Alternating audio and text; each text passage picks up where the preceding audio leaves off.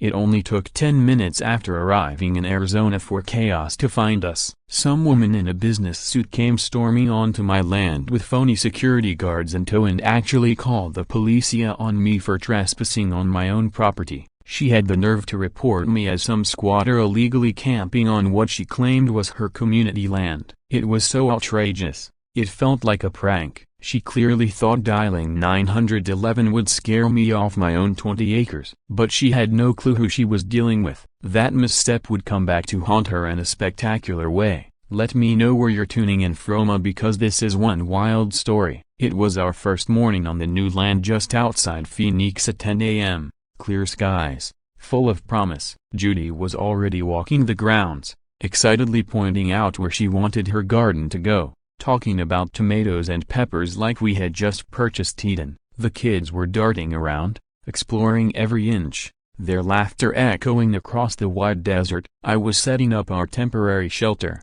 feeling confident that retirement was starting off on the right foot. That's when I saw a white SUV tear down the dirt driveway like it was late to an emergency. Out stepped a sharply dressed woman, her suit probably more expensive than a month's rent, wielding a clipboard like it was a badge. Trailing behind her were two men in cheap-looking security outfits that screamed online order. Everything about them screamed amateur hour except the woman. She carried herself like she was leading a military inspection, each step deliberate, her heels clacking against the hard-packed dirt.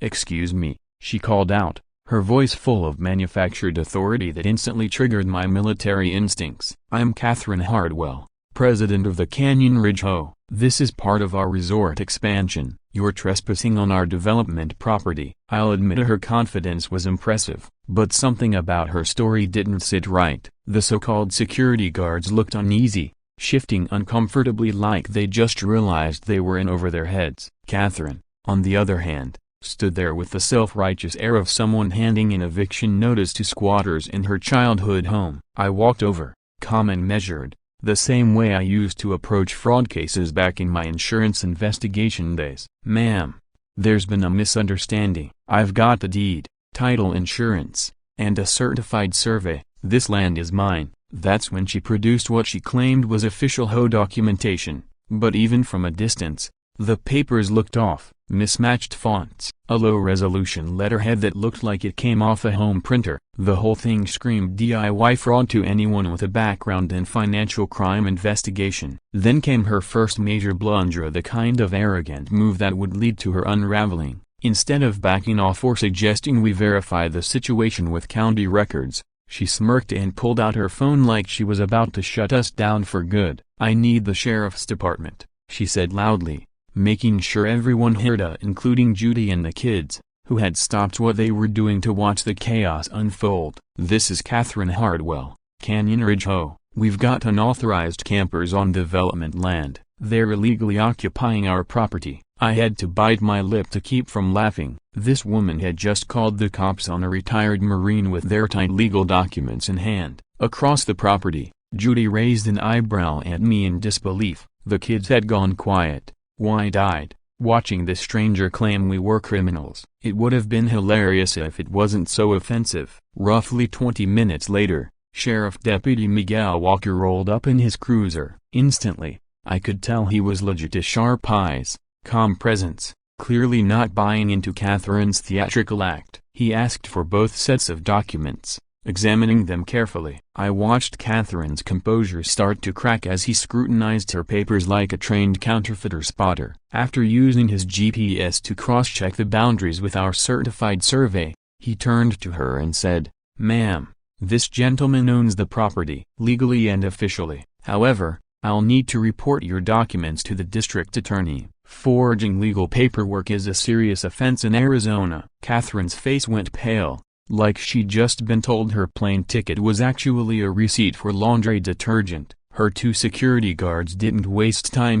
They quietly slipped away to their vehicle, clearly wanting no part in the legal mess she just created. Later that evening, after Catherine and her crew vanished like cockroaches at dawn, I got to work. Using my old insurance investigation contacts, I ran a full background check and what I found was chilling. Catherine had acquired 15 properties in the region in just 18 months, spending over $1.2 million she definitely didn't have, multiple LLCs, failed businesses in Utah and Nevada, and a bankruptcy case that was thrown out just 2 years ago. This wasn't a random busybody or some entitled neighbor. This was a woman orchestrating a high-level real estate scam. I sat Judy down that night and laid out the documents across the kitchen table. "Honey," I said, "this isn't about a simple property dispute. I've seen this before. This is a fraud operation, and our land is right in the middle of it." Judy looked at me like I was telling her a conspiracy theory. "So what now? Call the cops every time she shows up?" But my training told me better. You don't win battles by reacting to every ambush. You win wars by studying your enemy and letting them expose themselves. I shook my head.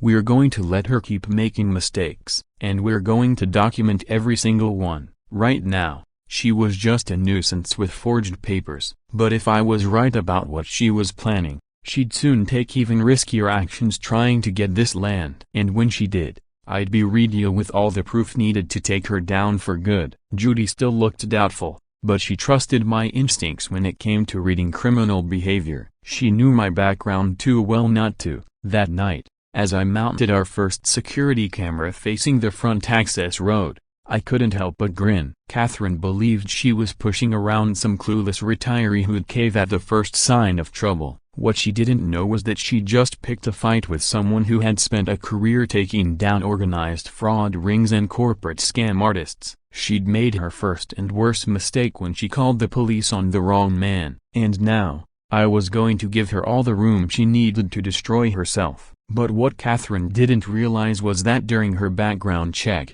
I'd already uncovered something big, something that would shift everything in this case. The following week confirmed just how malicious and unhinged she really was. It started with letters, official-looking notices stamped with HOA logos, claiming I owed fines for alleged infractions on community property. Supposed violations ranged from unauthorized camping setups to having the moving truck visible from the road, and even fines for our children's toys not matching the neighborhood aesthetic. Each bogus citation came with penalties ranging from $500 to over $1,000. It was audacious, I'll give her that. But what she didn't realize was that sending a fake violation letter to someone who once built criminal cases for a living was like handing me bullets and loading my gun for me. Every threat, every document, every shady demand was another piece of evidence in a growing legal case. While she thought she was bullying us into surrender, I was calmly building a file that could land her in federal prison. It was like watching someone joyfully dig their own grave,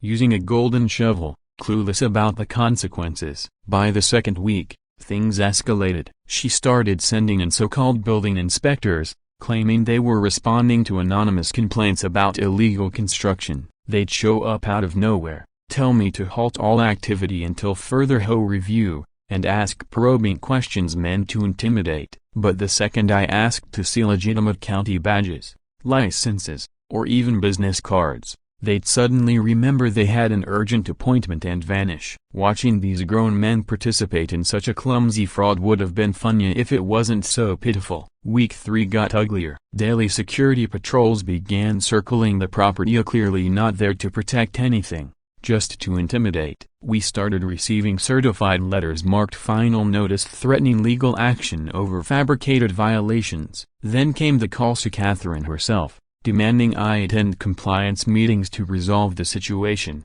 thinly veiled offers to surrender my property in exchange for peace. She was relentless, but what she didn't seem to understand was that every single interaction, every call, every document, every phony visit was just more evidence. She was chronicling her own crimes. That's when I decided it was time to call in a favor. Years ago, I'd helped a local contractor named Tommy Grant when someone tried to ruin his business with false insurance claims. My investigation cleared his name and got the real scammer sent away. Now, I needed Tommy's help to figure out what Catherine was really up to in the area, and I knew he'd have insight I couldn't get anywhere else. When we sat down for coffee at a local diner, Tommy didn't hold back. "John, you're not gonna believe this," he said, leaning in. "Catherine owes my crew $200,000 for site prep work on her properties. She's been flashing around fake county permits and promising to pay once her land deal closes, but no one's seen a dime in months, and she's got multiple contractors strung along just like us. Tommy told me crews had gone unpaid for over 90 days,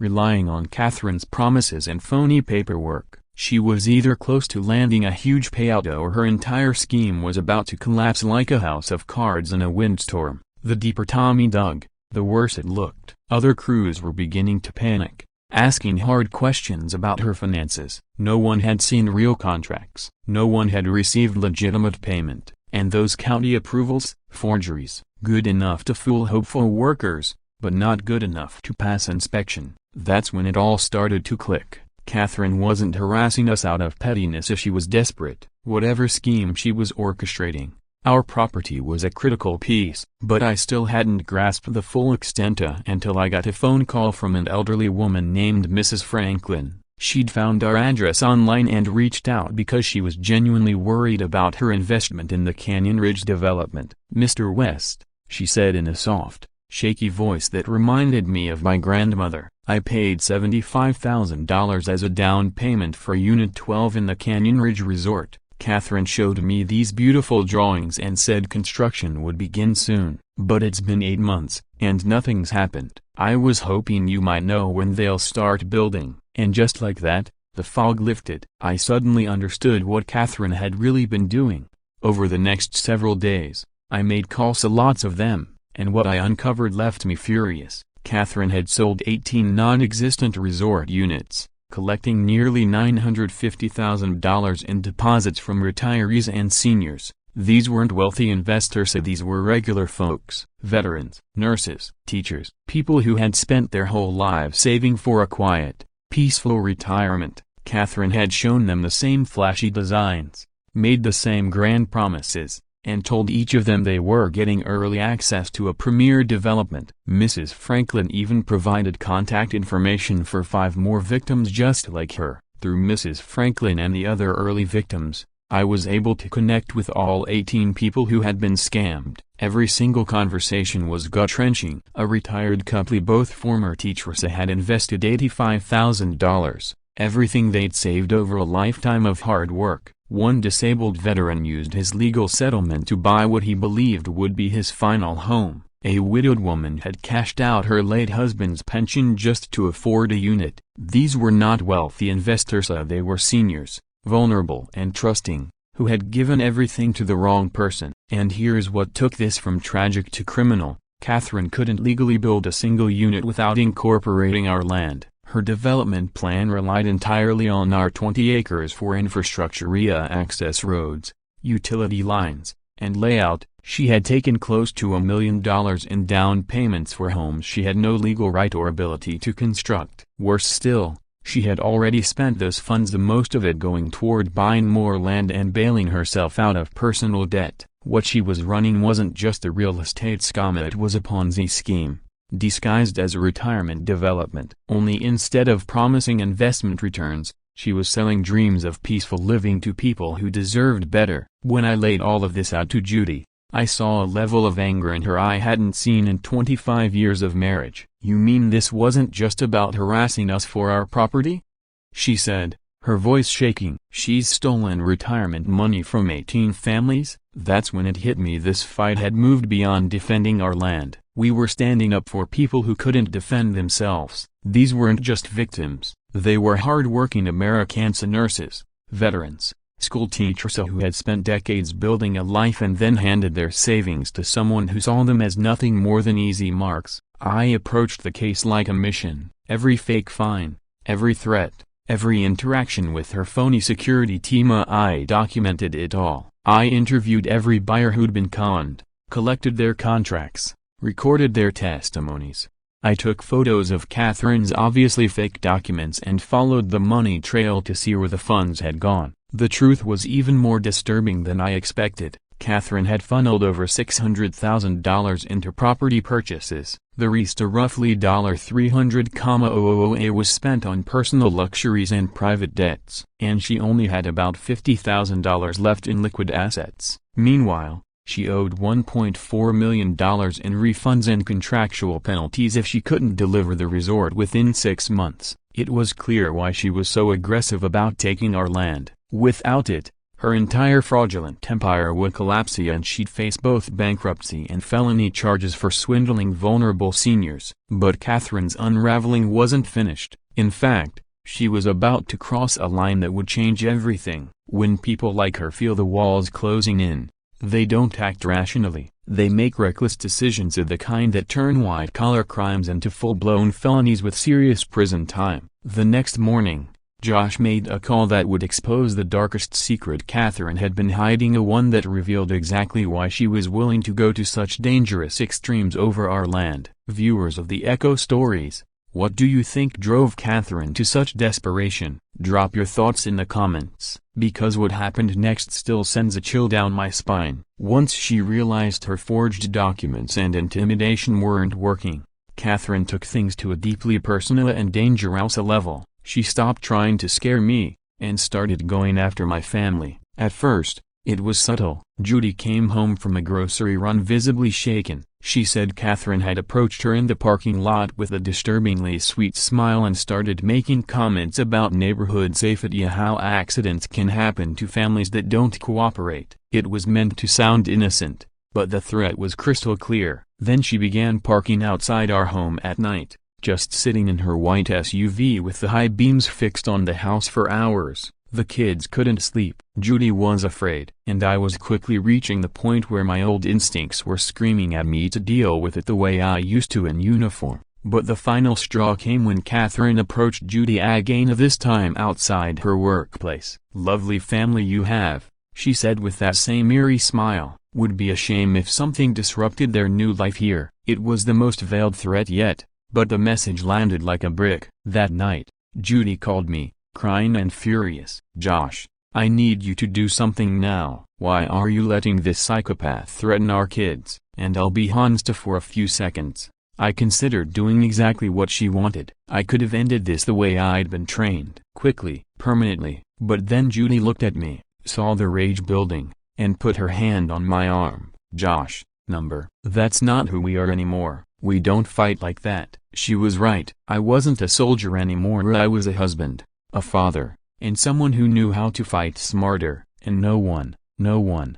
threatens my family and walks away from it. That night, I made two critical decisions that would bring Catherine's scheme crashing down. First, I filed for a restraining order. With a mountain of evidence, photos of her car parked outside our home at night, recordings of voicemails that crossed the legal line, and eyewitness accounts from neighbors who had seen her stalking Judy, we had everything we needed to get court-ordered protection. Second, I moved Judy and the kids to stay with trusted friends. I stayed behind alone to monitor the property and catch Catherine red-handed when she inevitably broke the order, which I knew she would. And that's when I decided it was time to switch tactics. Catherine wanted a war. I was about to give her own, but on my terms. Using Tommy as a contact point, I began feeding Catherine false intel, strategic misinformation, that I was stressed, that Judy was threatening to leave over mounting legal costs, that I might be open to selling if the pressure didn't let up. Catherine took the bait without hesitation. She ramped up her harassment, believing she was winning. Meanwhile, I was conducting a quiet but comprehensive investigation, documenting her every move like a federal case file. And the other victims? They were getting organized, banding together, sharing everything they knew about the woman who'd conned them. Her web of lies was far more elaborate than we initially thought. It wasn't just about stolen deposits. Catherine had taken deception to another level. She had been presenting forged county permits, fabricated construction schedules, and completely made-up financial forecasts about skyrocketing property values that were never going to happen. Mrs. Franklin emerged as our unofficial representative, and thanks to her wide-reaching connections, we were able to piece together the full extent of Catherine's fraud. She had told one couple their unit would be done within 8 months. Another family was convinced they'd see a 40% jump in property value within the first year. She even went so far as to claim she had a partnership with a luxury resort brand, a total fabrication. Every single promise was crafted to manipulate vulnerable retirees into handing over their life savings based on nothing but false hope. Meanwhile, Tommy kept us informed from inside the construction world. Contractors had started filing liens on Catherine's properties for unpaid jobs. Suppliers were demanding overdue payments for materials delivered long ago. Her financial troubles were snowballing fast, pushing her into increasingly reckless decisions. Every business meeting she attended seemed to unravel her composure even more. But what she didn't realize was that I had adopted her own playbook, only I was executing it with precision honed by years of training. I brought in a private investigator to track her movements and gather proof of her spiraling desperation. When she found out someone was tailing her and responded by hiring her own investigator to watch me, I had already laid a trap. I fed that investigator a stream of fake information, creating the illusion that I was on the brink of financial ruin and ready to sell off my land. The psychological game was playing out perfectly. Catherine believed she was engaging in a strategic battle. In reality, she was hopelessly outmatched. I had studied people like her manipulators who unravel under pressure. Their descent follows a pattern. First intimidation, then harassment, followed by threats, and eventually, actions so desperate that they land behind bars for a very long time. Each night, I reviewed the mounting evidence. Detailed timelines mapping her worsening criminal behavior, financial records proving she stole from her buyers, audio clips of her threatening my family, photos of her violating restraining orders, and witness testimonies from neighbors who saw her stalking. My security cameras even captured her trespassing despite the court's warning to stay away. Judy would call me every night from our friend's place, the worry clear in her voice. How much longer do we have to keep living like this? When will you end this? But I knew rushing the plan would risk everything. I needed her to break the law in a way that guaranteed a long prison sentence and not just a slap on the wrist. The longer she stayed out, the more likely it became she'd make a mistake that sealed her fate. Then Tommy brought me news that shifted everything. "John, she's in real trouble," he said. Buyers were starting to demand their money back or immediate construction starts. Lawsuits from contractors were piling up. She had about a month before her entire operation would collapse. And with her back against the wall, I knew she'd lash out. That next move would be her undoing. What I didn't foresee was how dramatically she'd implode. When intimidation failed, when she realized she couldn't scare or manipulate her way out, Catherine crossed a dangerous line that put my family at real risk. With her scheme on the verge of collapse, a storm of consequences surrounded her. Buyers were demanding either refunds or evidence that construction was about to begin. Contractors had lawsuits totaling over $200,000. The restraining order limited her ability to threaten us directly. And her investigator still believed I was teetering on the edge of financial collapse. Catherine, however, was unraveling faster than her failing business. Tommy told me she'd lost a lot of weight, looked exhausted, and was making irrational choices in meetings. Like a cornered animal, she had no way to escape, and that made her dangerous. I knew she was about to make a critical error that would give me exactly what I needed to end this. That's when she revealed her backup plan as something that showed how deep she'd fallen into criminal thinking. Insurance fraud. Since she couldn't get control of our land to build her development, she planned to stage an electrical fire at one of her own properties. She thought the insurance payout could help her partially reimburse buyers, avoiding criminal charges and opting for bankruptcy instead of prison. But her desperation made her careless and dangerously so. Catherine decided to film a staged video to support her claim, showcasing supposed safety violations that would explain the fire. Her idea was to pour accelerant near an electrical panel, then blame it on negligent contractors and faulty wiring. In her panicked, sleep-deprived state, she made the kind of mistake that prosecutors dream of. Instead of recording the video, she accidentally began streaming it live on social media. She had no idea she was broadcasting her own crime in real time for anyone watching her account. I had been monitoring her social media as part of my investigation, and when the live stream notification popped up on my screen, I thought it was a simple mistake, maybe she just pressed the wrong button. But then I saw what she was actually doing. A broken bar. I couldn't believe what I was watching. There was Catherine, in broad daylight, pouring what was unmistakably gasoline around an electrical panel, all while speaking into her phone camera as if she were making a safety report. "I'm just documenting the hazardous conditions these contractors left behind," she announced, seemingly unaware that she was live streaming and that dozens of viewers were watching and commenting in real time. She pointed to exposed wires and flammable materials, warning of the exact kind of negligence that could start a fiery broken bar while simultaneously creating that very danger herself. The irony was so extreme it was almost surreal. The live chat exploded with concern. People tried to warn her. "Is that gasoline?"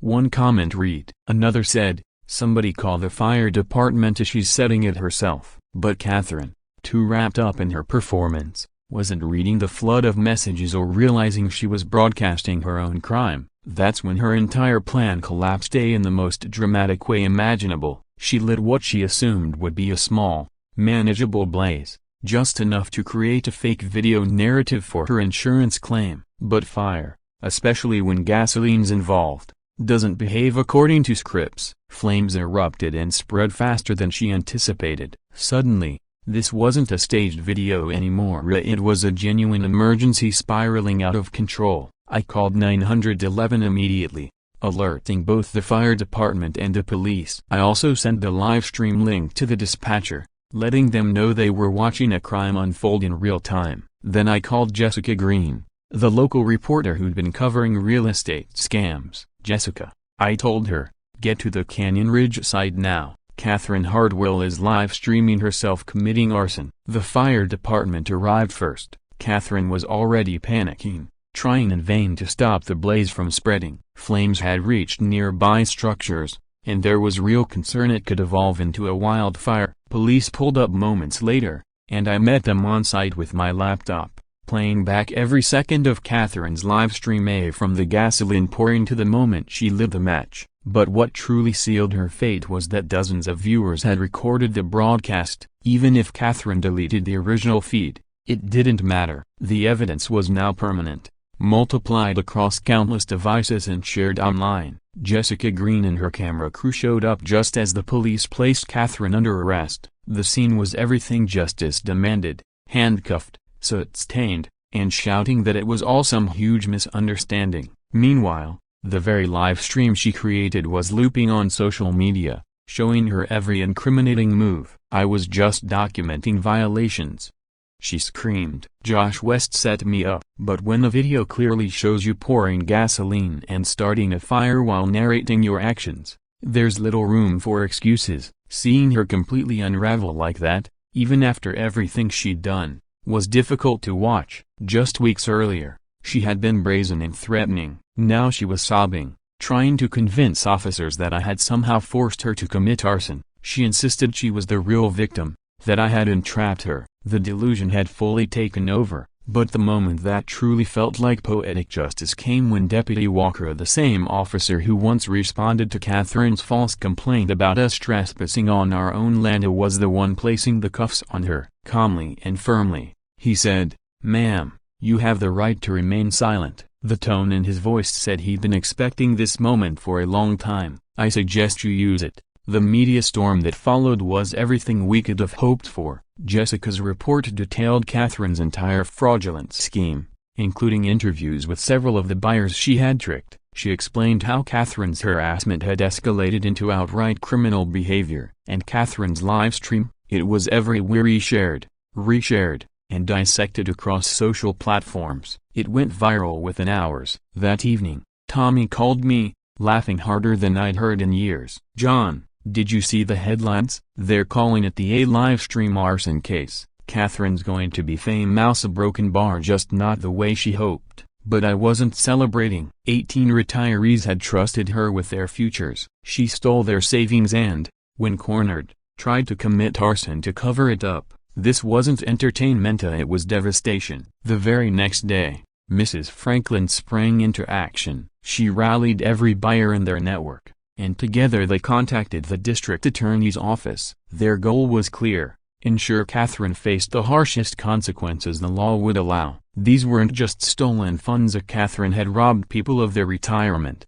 their peace, and their security. And yet, she still had one last move to play in court. A twist I never saw coming is something that made me question everything I thought I knew about this case. Echo Stories viewer Broken Bar, have you ever witnessed someone's complete downfall play out on camera? If so, share your thoughts in the comments. After her infamous live stream, Catherine was hit with serious charges, and the prosecution wasn't holding back. She faced 18 counts of theft, to one for each victim, arson, with intent to commit insurance fraud, operating a fraudulent business through her fake HOA, harassment, stalking, for repeatedly violating the restraining order, and conspiracy to commit insurance fraud, stemming from her staged fire plan. The prosecutor told me that, if convicted on all counts, Catherine could be facing a minimum of 25 years in state prison, which, considering she stole nearly $1 million and torched her own property, seemed like justice finally catching up. She stole thousands from vulnerable retirees, but the most shocking part? She still didn't see herself as a criminal. That's the thing about people like Catherine. In their minds, they're never the villains. Somehow, she remained convinced she was the one who'd been wronged, a victim of circumstances rather than the architect of her own downfall. Even during jailhouse interviews, her narrative kept shifting. 1 minute, she blamed me for ruining her life, and the next, she insisted she never meant to hurt anyone. On local news, she presented herself as a heartbroken woman, trying to rebuild after divorce, and claimed I had manipulated her into crossing legal lines she would have never approached on her own. Despite how grim everything had been, what happened next gave me hope. The community united behind the victims. Tommy Grant stepped up and coordinated a group of unpaid contractors to provide testimony, highlighting Catherine's forged documents and a string of bounced checks. Mrs. Franklin took on the role of spokesperson for all 18 families. She compiled impact statements that laid out exactly how Catherine's actions had wrecked their retirement plans. Local senior centers even launched fraud prevention seminars to help others avoid falling into similar traps, a sad but necessary measure, considering how common these scams were becoming. The prosecution's case was built on a mountain of evidence I had provided. It was airtight, and the kind of detailed documentation prosecutors dream about and defense teams dread. Everything was in there. A chronological record with photos, videos, and audio clips of Catherine's worsening misconduct, forensic financial analysis revealing exactly how she misused buyer funds for personal and real estate expenses, and reports detailing her harassment campaign against my family. And the most damning piece, her own live-streamed confession, a full account of her attempt at arson, preserved and multiplied by dozens of shocked social media users who saved and circulated the video. When the trial finally arrived, it felt almost subdued compared to the chaos that had led up to it. After all, how do you defend someone clearly seen on video setting a fire and explaining their criminal intent? There wasn't much room for misinterpretation. Still, Catherine's lawyer gave it everything he had. I'll give him Thesa, he was imaginative. He argued she was experiencing a mental breakdown fueled by financial stress and the trauma of her divorce. He claimed the livestream wasn't a deliberate act of arson but a panicked misstep. He even tried to cast me as a manipulator, suggesting I'd orchestrated her collapse, a theory so far-fetched it would have been laughable if the stakes weren't so high. Then Catherine made a move that surprised everyone. She took the stand in her own defense, against the advice of her attorney, and probably against the judgment of anyone with basic common sense. She tried to plead her case to the jury directly. Whatever small chance she had of gaining sympathy vanished the moment she opened her mouth. She blamed everyone but herself. According to her, I had sabotaged her legitimate development project. The contractors had been dishonest, demanding unfair payments. The buyers, she claimed, had put impossible pressure on her, expecting quality and deadlines she couldn't meet. In her version of events,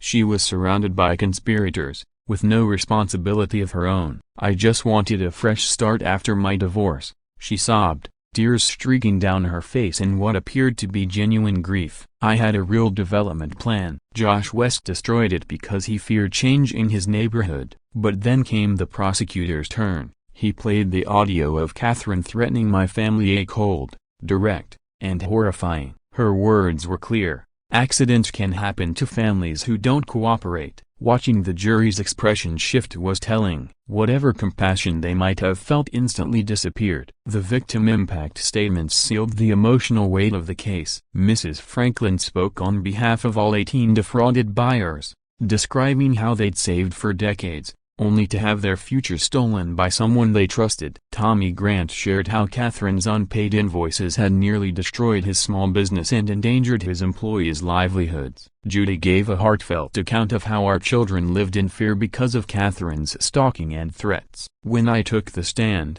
I kept my statement factual. No dramatics, no personal attacks, just the truth. Catherine Hardwell preyed on seniors who entrusted her with their retirement funds. I said. She targeted my family when we refused to support her scheme, and when her criminal enterprise started crumbling, she chose arson instead of accountability. She had plenty of chances to stop, to seek help, to take a different path, but she didn't. She doubled down until she destroyed multiple families' futures. The jury didn't take long to decide. They returned after a short deliberation, and their verdict was decisive: guilty on all charges. When the judge read the decision, Catherine collapsed into her seat as if her entire frame had suddenly given out. Gone was the woman who once strutted with arrogant confidence, who threatened people and forged documents without remorse. All that remained was someone broken not by circumstance, but by her own decisions. At sentencing, the judge didn't mince words. "Mrs. Hartwell,"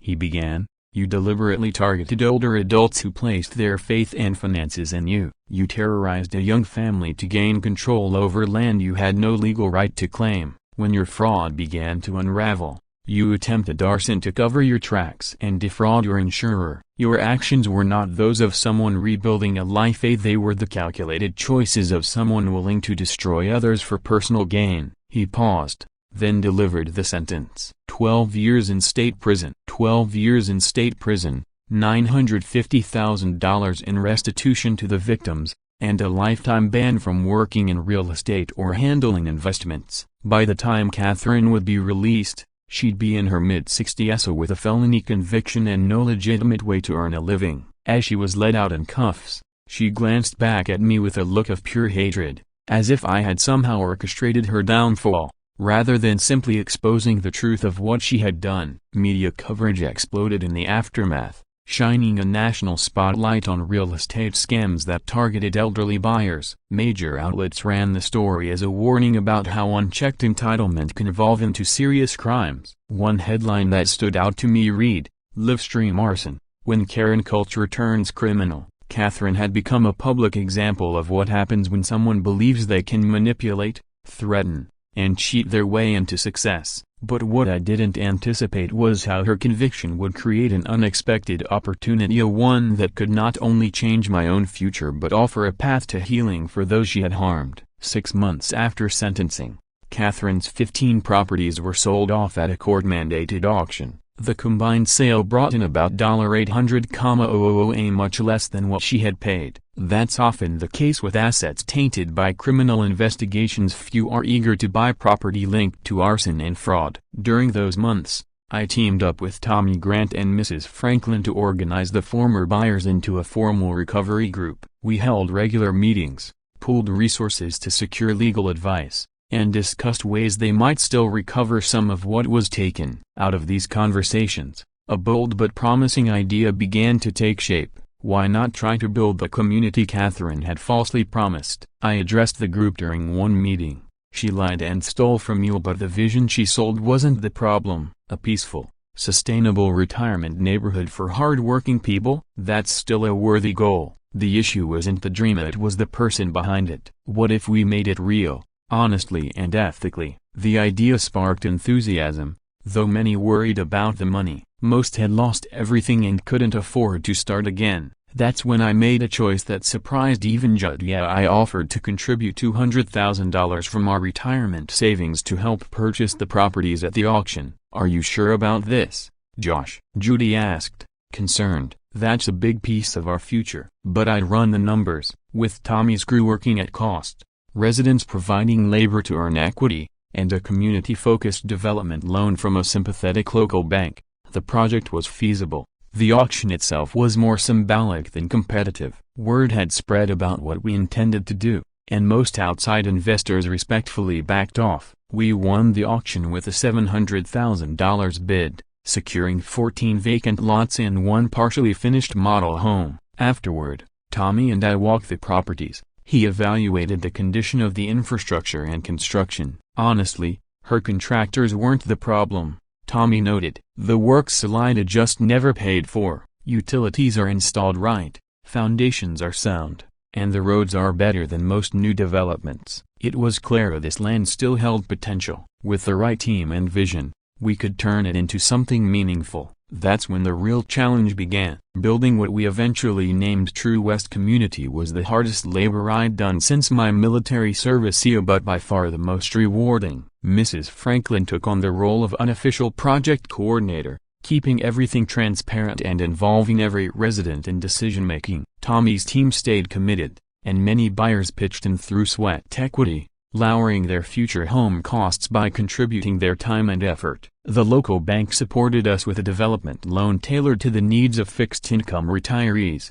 Impressed by our purpose and organization, vendors sold us materials at cost, motivated by both the press coverage and a desire to stand with victims of fraud. Even the county planning office fast-tracked our permits, understanding we were building something good from the ruins of wrongdoing. But the heart of the project wasn't in the permits or the construction. It was in designing a community that would finally deliver on the promise Catherine had used to deceive so many. Catherine had made grand promises: solar energy for self-sufficiency, water-saving systems for a greener future, a central hub for community gatherings and financial fraud awareness, and even a memorial garden honoring victims of scams nationwide. Each home was designed for long-term comfort, with accessibility features to support residents as they aged and maintenance plans built to last. But amid all the progress, I found myself needing closure. Half a year into construction, I drove to the state prison where Catherine was serving her sentence. I wasn't seeking reconciliation, I simply wanted to see whether time behind bars had given her any insight into the pain she caused those 18 families.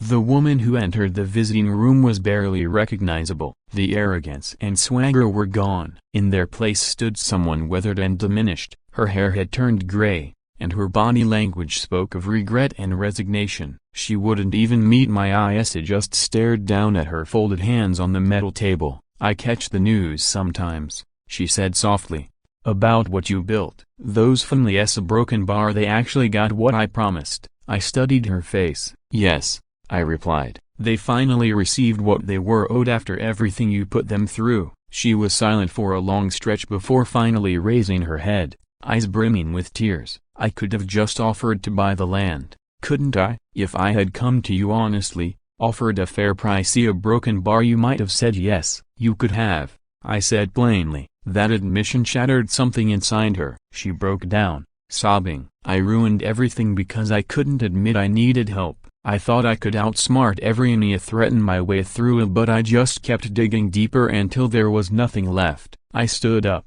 knowing I'd heard all I needed. "Catherine, you didn't lose it all because of pride. You lost everything because you chose to steal from people who trusted you." 2 years after Catherine's arrest, True West was thriving in ways we hadn't dared dream. 18 families now lived in homes built specifically for their retirement years, green, accessible, and deeply rooted in community. Our shared garden not only fed residents but also supplied fresh produce to the local food bank throughout the year. The fraud prevention center we launched had already helped over 200 families avoid falling victim to scams. Our story became a national example used in elder protection education programs. Property values in our neighborhood climbed, not due to speculation or empty promises, but because we delivered exactly what was envisioned: a thoughtful, sustainable living environment. Tommy Grant's business was booming. He hired more workers and specialized in senior accessible construction. Mrs. Franklin became a leading voice in anti-fraud efforts, sharing her expertise and helping other communities stand up to predatory schemes. At home, life settled into something beautiful. Judy ran the garden and coordinated educational efforts, transforming her love for plants into a source of nourishment and knowledge. Our kids thrived in local schools, surrounded by neighbors who had first-hand experience in fighting for what's right. The memorial garden became my favorite retreat. In the evenings, I'd sit and reflect on everything we had gone through. At the center stood a stone monument engraved with names of real estate fraud victims across the country, rotating stories that reminded us of what we stood for. But the inscription that meant the most read, True West Community, built on truth, not deception. In memory of the victims of Catherine Hartwell, justice isn't about revenge, it's about building something better. Every morning, waking up in this place surrounded by families Catherine tried to ruin, I'm reminded, the most powerful revenge isn't retaliation, it's watching those who tried to break you destroy themselves, while you rebuild something greater from their wreckage. She called the police when I moved in, hoping to scare me off. Instead, she gave me everything I needed to expose her and, in doing so, helped lay the foundation for a community rooted in truth. That's what happens when someone tries to take a Marine's land. And it's exactly what happens when honest people refuse to be bullied by criminals who believe they're above the law. The takeaway: sometimes, the strongest weapon you can wield is patience, thorough documentation, and letting those consumed by greed self-destruct. Landowner thought she could take our land by force, but in the end, she handed us the tools to create something better from the ruins of her deception. If this story inspired you to stand up for yourself or protect what's rightfully yours, don't forget to hit that like button. You've been watching Ya Stories. I'll catch you next time for another powerful tale of justice in action. Until then, stay strong, and never let anyone scare you out of what's yours.